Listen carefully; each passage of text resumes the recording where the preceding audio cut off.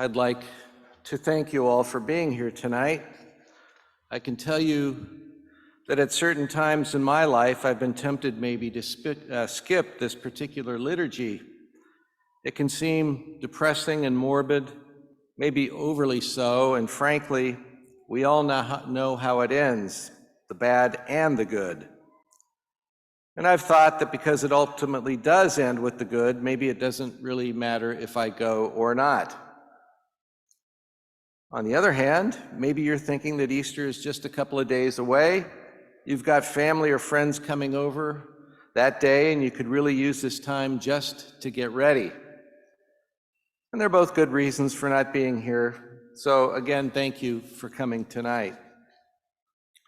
Now, we just heard John's gospel account of the passion and the death of Jesus, and just this last Sunday, Palm Sunday, we heard Matthew's version. So why do we go through it again?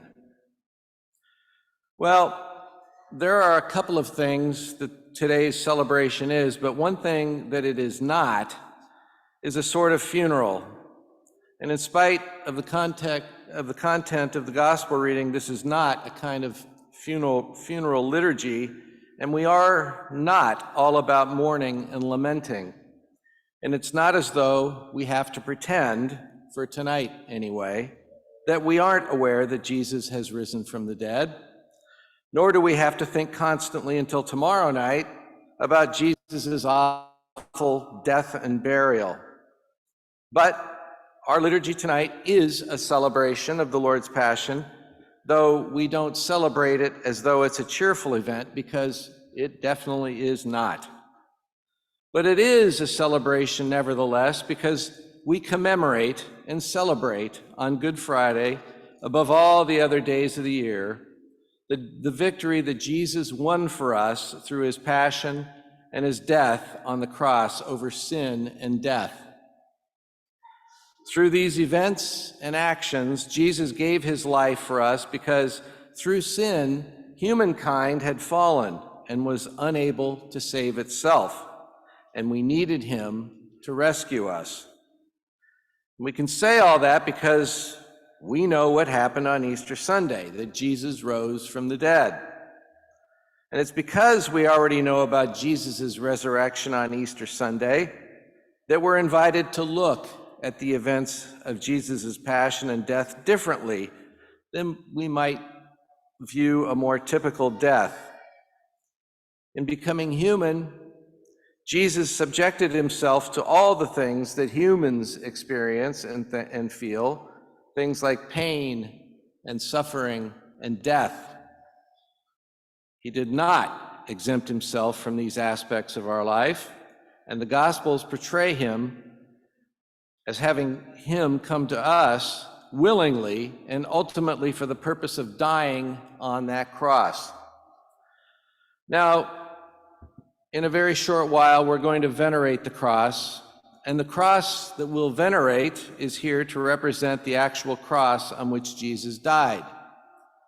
And one of the reasons for that is that Jesus' acceptance of the cross has changed the meaning of pain and human suffering, any and all kinds of pain and suffering, whether it's physical or emotional or mental or you name it.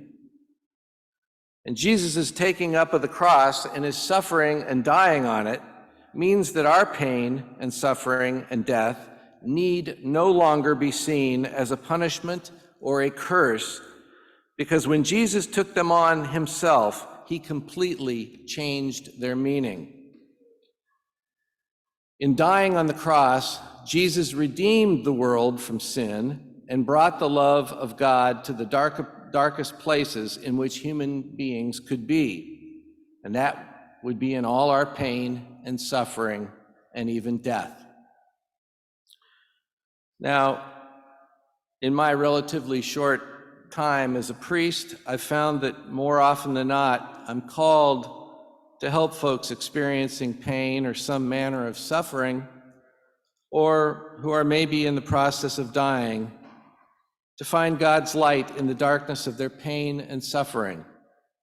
And as you might imagine, that isn't usually an easy thing to do. and at times it keeps me awake at night. But I can tell you, with great enthusiasm, I might add, that this is one of the most rewarding dimensions of my ministry. And I should also tell you that it is not me. That's for sure, because it's all Jesus. And it's Jesus who rose from the dead because he made himself human and so became one of us. He makes it possible for us to unite ourselves to him.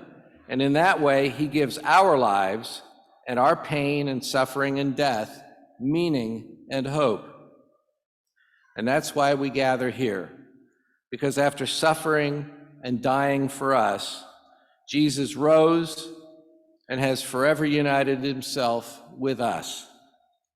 And while we remember his death, especially today, we cannot forget that he is risen. And it is that fact that makes his death all the more important. And so, when you come forward to venerate the cross, think about some aspect of your life, or better yet, also include someone who you are close to, that you would like Jesus, who himself understands pain and suffering intimately, to bring his light and his love to bear on that.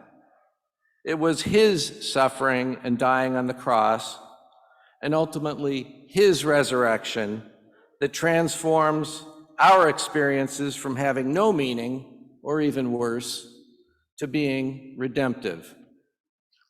And that's why we celebrate this particular Friday, which we celebrate every year, as good. One final point. You do not have to wait until Good Friday once a year to unite your sufferings and those of others to Jesus's.